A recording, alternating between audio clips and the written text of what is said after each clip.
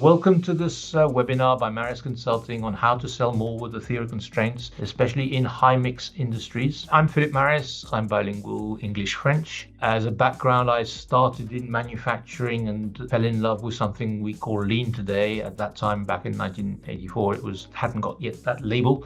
Anyway, I'm still fascinated by applying these ideas from Toyota to all kinds of other organizations, whether they're in production or in services. A couple of years later, I was hired by an Israeli physicist called Eliyahu Goldratt in a startup called Creative Output that was selling a finite capacity scheduling system called OPT. Eli Goldratt had just published the book The Goal, the novel The Goal, and the rest, I guess, is history. I've been therefore implementing the theory of constraints, often combined with lean in organizations throughout the world. And I founded Marius Consulting here in Paris, France, 20 years ago. Our business is about half operational excellence and half project management and a bit of logical thinking and other stuff. So my name is Etienne Le Serre, and I've been working with Philip over the last 10 years. As you may know, we are involved in projects with industrial companies to help them improve the performance of factories or shorten the lead times of new product development, projects, industrializations.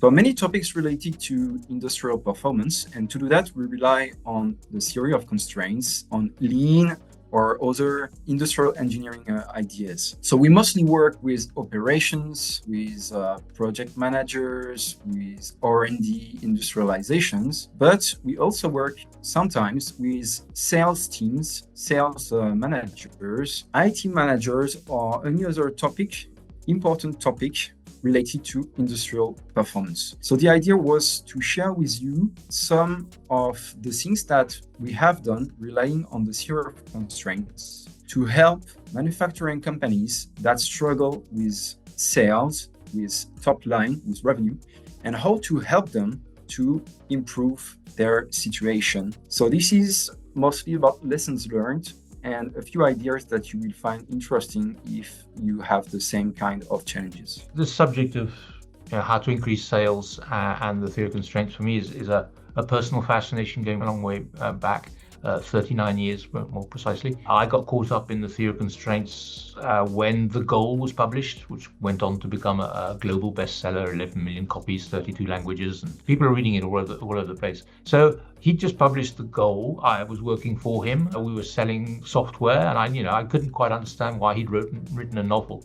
And so we were discussing this, and he, as usual, going through his discussion mode where it's mostly questions. He hardly ever gives you an answer. He said, Philip, what's the best-selling book in the world? He was thinking of the Bible. And yes, in terms of number of copies, that's probably the book that's been published the most. A book in a novel format to sell and explain a concept. That was his take on the subject. He said, I wanted to do the same thing with the theory of constraints, and so I wrote The Goal. And as we know now, looking back, he got it right? Because this book is still used in MBAs in universities throughout the world and so forth. It's a fantastic book. And so I was saying, okay, great. This went on with the discussions because we're talking about how, in fact, organizations don't do enough marketing and sales. The remark that I've never forgotten, because I'm now applying it as the boss of Marius Consulting, is that in business-to-business organizations, right, and the consultancy firm is a business-to-business organization, right, we sell to other organizations. These organizations hardly ever do enough marketing. They're not getting the most potential out of their offering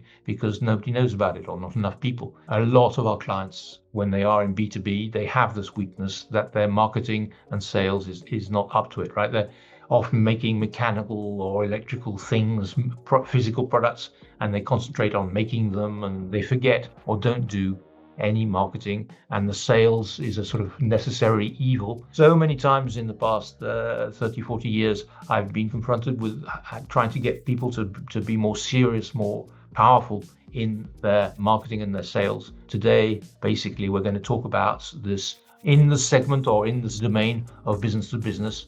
We'll probably be doing more webinars on how to sell more aimed at the other segments, such as business to customer or consumer goods and stuff like that. But today it's all about business to business. In many geographies at the moment, some organizations are suffering from lack of sales, right? Ellie Goldrat's take on the subject was, stop complaining, stop being defeatist. It's not true. It's not the environment's fault. There's still a lot to be done internally before you can claim that the constraint is in the market, as some people say. So what can you do? And that's what we're going to describe, what Etienne's going to detail in a second. Improving your product and service offering so that you increase your market share. It's as simple as that. A 10-year-old kid can understand.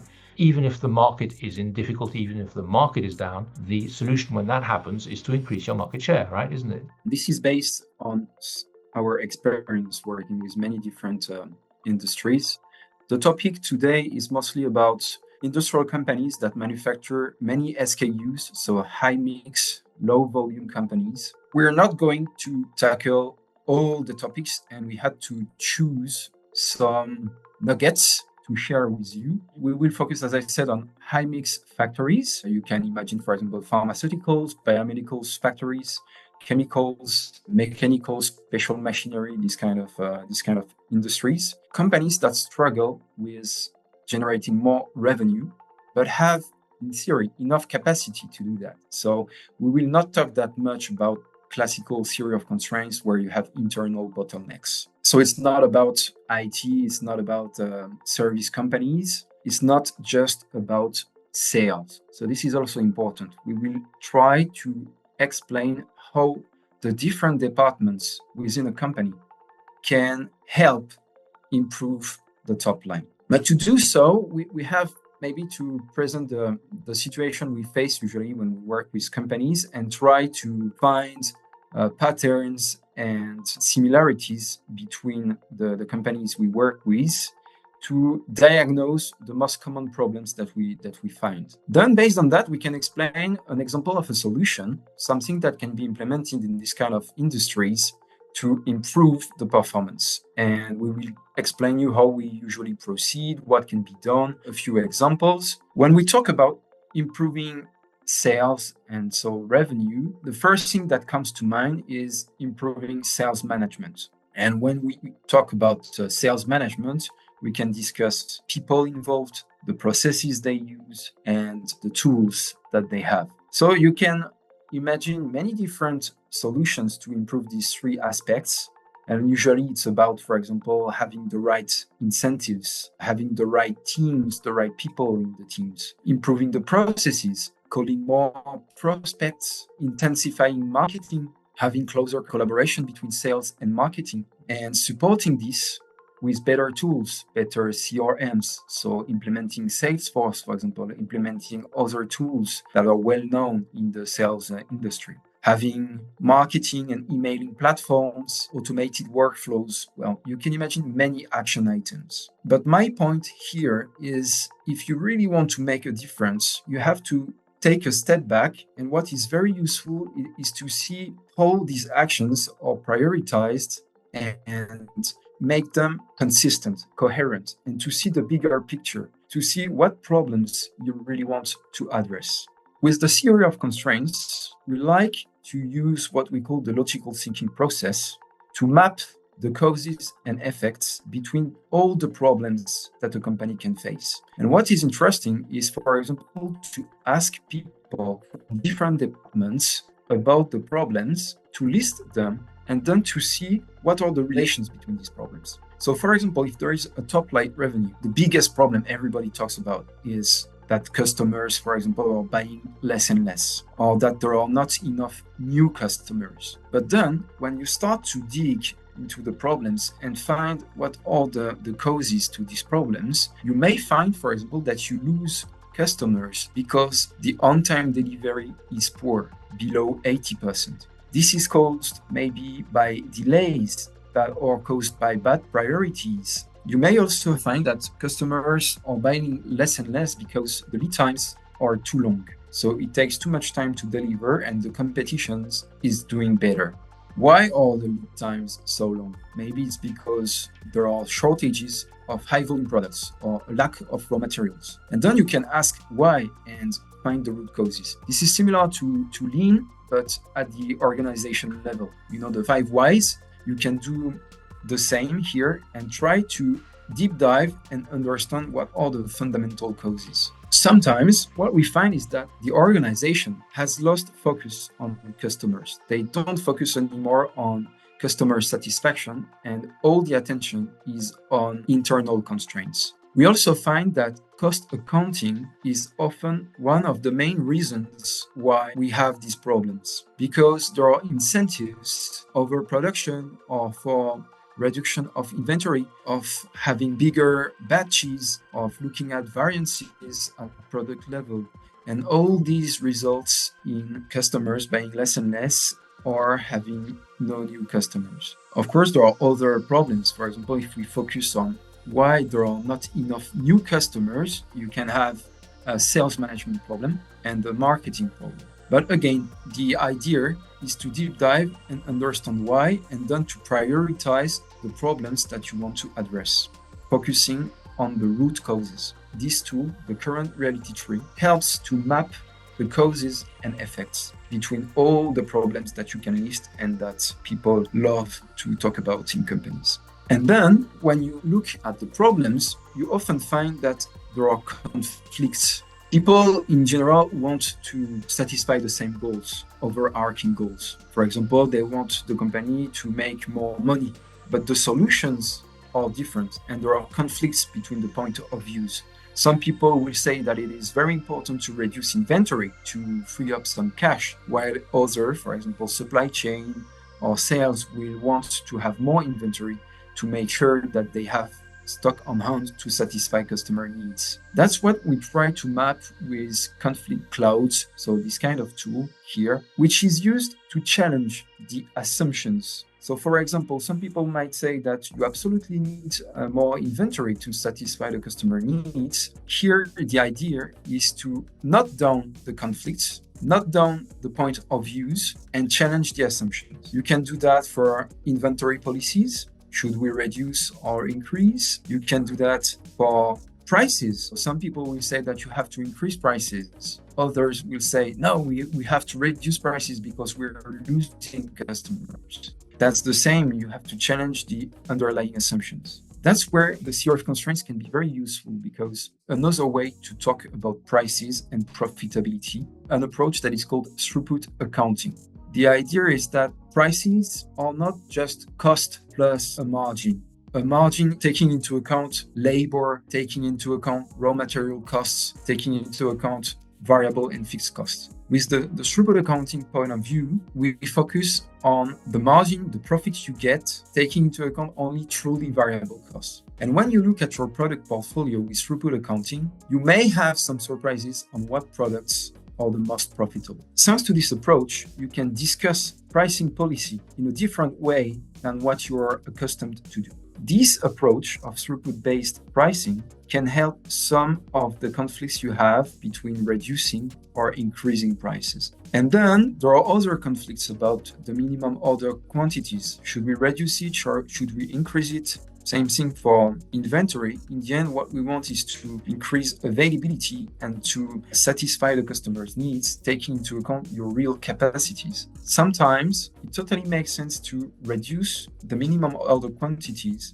especially if you have excess capacity. On paper or theoretically, you think that you're wasting productivity, but if you have excess capacity, it makes sense and it may help you to generate more business. This is just to explain that the problems are all interrelated. The deeper problems can derive from underlying conflicts that it is important to solve and to have discussions about. And these discussions are not the discussions of only one department. To do so, you have to involve sales, marketing, operations, and supply chain. You can apply the 5 focusing steps of the theory of constraints to your sales process. The first thing to do is to make sure everybody aligns on where the constraints are. And often you have just a few constraints, maybe just even one. So what is the constraint? Is it a policy constraint or is it a capacity bottleneck? If you don't have enough sales, maybe the problem is in the way the sales team operate,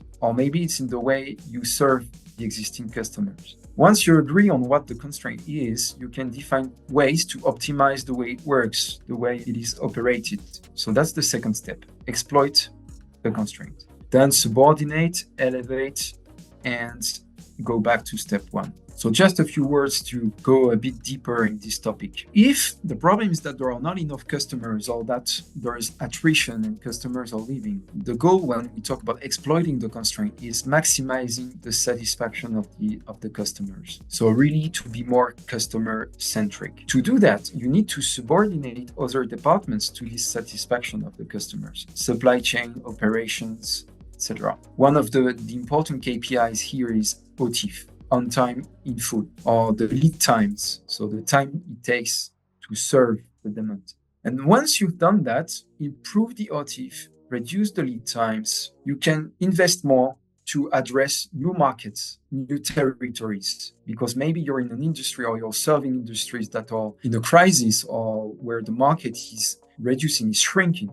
So you may have to address new markets to find new interesting territories. But first thing first, try to serve better the existing customers. And when you do that, you find new markets, you serve them correctly. You may have now an internal constraint with internal bottlenecks. So I will talk about a tool that is used to present an approach and structure an approach to solve these problems. The idea is to focus on the goal and to list all the mandatory things that you need. It's necessity logic. What are the must-haves? For each must-have, what are the necessary conditions to make it real? The idea is that instead of having action plans with hundreds of items that you distribute to each and every person in the organization and then just follow the execution, here is to make sure that all the pieces are well articulated and make sense together to achieve the overarching goal. Let's say that the overarching goal is to increase throughput. To do that, you need to defend existing business and to gain new clients. You can also have a secondary goal, which would be to reduce working capital and reduce operating expense. But let's focus, for example, on defending the existing business. What are the necessary conditions? What could be done to do that? You have to make sure that the on-time in full is as high as possible. Then you also need to improve sales management, which is a big bag, but we will detail it. And you can also find opportunities within your existing portfolio and your existing customers to sell more, to cross-sell, or to get back old customers that were lost because of any reason. So this is what we call white space and win-backs. And then to gain new clients, you may need to improve the existing offers to make sure that they address the core issues of the customers. To address these core issues, you can use the current reality tree to make sure that you understand your customer's problem and make sure that the products that you sell help the customer solve these problems. To improve sales management, just a few words. It's about making sure that the market development is focused on gold mines, on the most attractive territories, that the pricing policies match the market, so offer versus demand, that there is no internal bottleneck within the sales team, that they operate smoothly and that they have enough capacity to address all the prospects, and to make sure also that the roles are clear and that you have clear distinctions between, for example, hunters and farmers, or between a back office and a front office. And to do that, there are a few tools that we will talk about, but segmenting the products with what is called an ABC XYZ analysis. You can enrich it with throughput accounting data to really understand your portfolio of products and profitability attached to it. You can also use throughput accounting to change the pricing policies. So to make sure that you take into account the real throughput of the products, so their price minus raw material costs, and that you take into account the time they consume at the bottleneck stations. We can talk about the full solutions, and each goal tree has to be customized depending on the company. But this one is quite generic, and we've used it in different companies. So the first thing is that you need to use the theory of constraints and throughput accounting in different topics. It's not just manufacturing. It is underlying in many of the action items that we will talk about. The first thing is that the focus is on improving throughput. So revenue minus all the raw material costs and truly variable costs. This is really the priority and not reducing costs or reducing operating expense. The second priority is to reduce inventory, but to do it intelligently, not just cutting inventory, but making sure that you have the right stock to increase availability and satisfy customer needs. And finally, reduce operating expense. But with the theory of constraints, we always, it's a growth mindset where you focus on throughput before focusing on reducing costs. So let's talk about a few actions here. For example, the ABC XYZ analysis. There are many ways to do ABC XYZ analysis of your SKUs of your products. For those who are not in supply chain, the idea is to understand what are the high volume products, so A products, what are the low volume products, so C products, and in the middle you have B products, so mid volume. You can also classify based on revenue, and X, Y, Z is for variability. It's very important to know if you have repetitive demand or not on each item, each product, each SKU. And you can classify, for example, repetitive products would be X, and non-repetitive products or products that you make once a year, for example, they would be Z products. And in the middle, you have Y. And we attach to it throughput data. So raw price minus raw material costs. And you can classify the products to see if they are top throughput generators or not. And you can also classify the products to see if they consume a lot of bottleneck capacity or not. So this segmentation is useful then to derive different inventory policy. Do you want to stock these items or do you want to make them to order? Do you want to invest a lot of marketing on these items or not? Do you want to increase prices on this item or not? Thanks to this segmentation, you can have a lot of answers. This throughput accounting point of view is very helpful because you can make a distinction between the products that have a very good profitability and don't take much time in the constraint. So these are really the best. It's like, trying to analyze at what price you sell your bottleneck capacity. Thanks to that, you can also derive gold mines. What are the best throughput generators? And as I said, this is helpful to focus sales attention, marketing, etc. Then you need that to make a difference between pull and push. What products should be pulled? As many as possible. How do you do that? You can use reorder points. You can use Kanban. There are different solutions. Conwip. The idea is that you want to increase the availability of the products. You can't do that on all the products if you have a high mix. So you have to identify in your mix the high demand and repetitive products, and that's where you can use buffer management to trigger replenishment. On the other hand, you have products that you make maybe once a quarter, once a semester, once a year, less repetitive demand. There, you can switch with make to order. So you have different policies here, but the idea is to switch from push, where you just push orders, maybe for the sake of absorbing costs, to pull, where you work just to satisfy demand. That's a real difference in companies where absorption costing is very strong and incentivize people to overproduce. And when you switch from push to pull, you may get into trouble. And sometimes that's the reason why lean initiatives fail. Because at the end of the year, after having implemented pull, the bottom line results may be worse because you've stopped capitalizing your fixed costs in your finished goods inventory. So if you only produce to satisfy demand instead of satisfying accountants, you may get into trouble. But after 2 or 3 years, you will see that you're in a totally different situation, much better and healthier. And then I wanted to talk about white space analysis and the winbacks because this is something that we have developed. So white space analysis is well known in marketing and sales teams. It's usually about finding the markets that you do not serve correctly or where you have opportunities. Here, what we do is a bit different because we list all the products that you sell, all the clients that buy these products. So you can do that with order logs, for example. You list the historics of your sales and you cluster your customers based on what they bought. So you try to find groups of customers that buy the same things. If you work in a company that delivers thousands or hundreds of different products, you could be surprised and discover that there are some discrepancies or weird phenomena or weird things, weird patterns. You may find weird that one customer is buying everything else everything like other customers from the same cluster, apart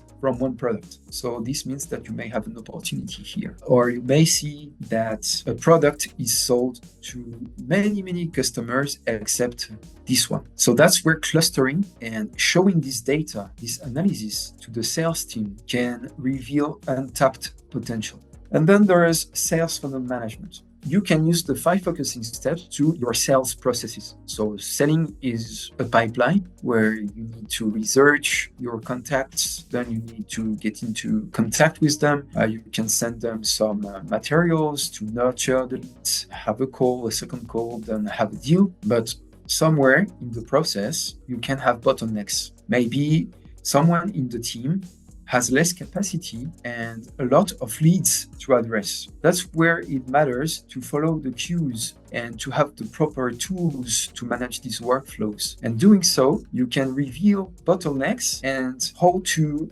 accelerate the rate at which you generate leads and generate deals.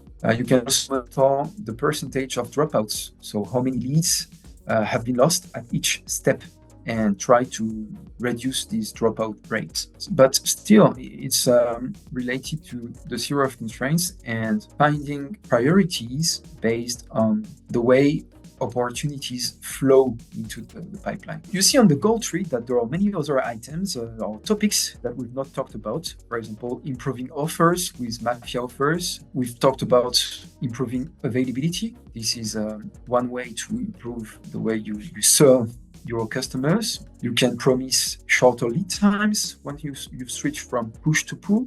So this can be a Mafia offer, for example, to propose golden slots or express deliveries. We've not talked about sales organization, how you split work between the teams. We've not talked about market segmentation, even if we've talked about identifying gold mines based on throughput accounting data. And how then you plan your marketing campaigns. There are so much to say on these different topics that it would deserve a specific webinar. And regarding pricing and throughput accounting, throughput, so the price minus the raw material costs of your products. I've talked about throughput per bottleneck hour, and this is helpful to reveal the true profitability of your products. But there's a lot to say about pricing, and then also about reducing dormant inventory and other things. So sorry, we can't talk about everything now, but I hope that at least the few insights we shared are value to you. Thank you for all that, Etienne. On looking at this, I was thinking, when we designed the content of today's webinar, we wondered what we would talk about and what we'd have to leave out because, it's a vast subject. For instance, when I look at that and I think of what we do with our clients, we've been talking more about the possibilities of doing things in the short term, in increasing sales in the short term. Another thing that we've been doing, but it's a different angle on the same subject, is improving the product offering through new product development using, again, the theory of constraints and critical chain project management because it's capable of reducing the development times by nearly 50%, allowing the organizations to be a lot more efficient in developing more products per year and stuff, right? So there's an other dimension there about making your products more attractive, of course, which we've missed out, which when I look at all the work we do, that's often one of the solutions, right? But that's not what we're talking about here. I just wanted to say, we're well aware there are other ways to increase sales based on or using theory of constraints that we haven't addressed. What do we do if you're interested in seeing what the potential is for increasing your sales using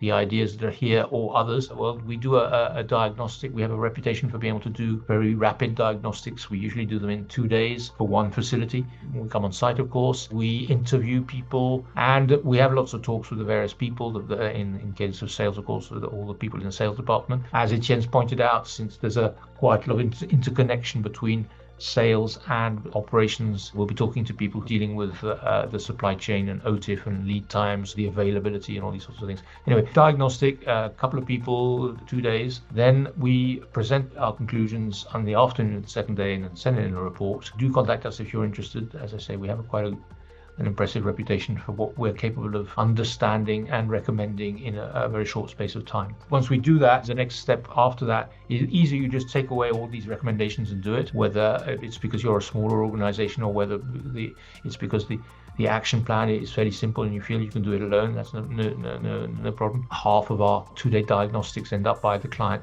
implementing on their own all or part of the recommendations. Or of course we can help you implement if it's hairier and more complicated and stuff. Your sales could be increased by these sorts of ideas. Contact us and let's set up a quick diagnostic. You'll be very surprised by the ideas. We're sort of out of the box thinkers with good reputation. Thank you very much. Maybe see you in the next webinar. We'll be doing other webinars on the subject of increasing sales, right? This one was more on business to business. We'll be doing other stuff like that. Thank you for your impressive participation. Visibly, lots of people are very interested in all this. Thank you for your time. That's it from us. Thank you very much. Bye-bye. Thank you very much. Bye.